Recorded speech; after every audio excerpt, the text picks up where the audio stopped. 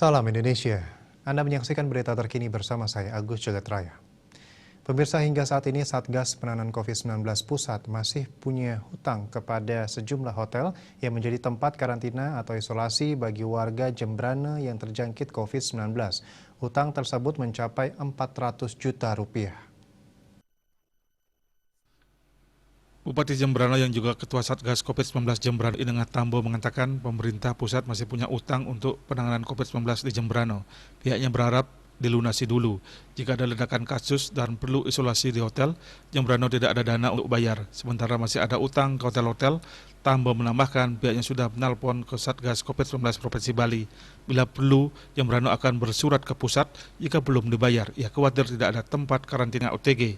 Di sisi lain, Tambo juga mengaku prihatin dan turut berbelasungkawa adanya warga Jembrana yang meninggal karena COVID-19. Bahkan yang banyak terpapar virus dan meninggal dunia belum vaksin. Pihaknya berharap tidak ada lagi kasus COVID-19. Karena itu, pihaknya terus mendorong masyarakat untuk vaksinasi. Untuk mencegah penyebaran COVID-19, ingat pesan Ibu, selalu terapkan 3M, wajib memakai masker, wajib mencuci tangan, dan wajib menjaga jarak, serta wajib menghindari kerumunan.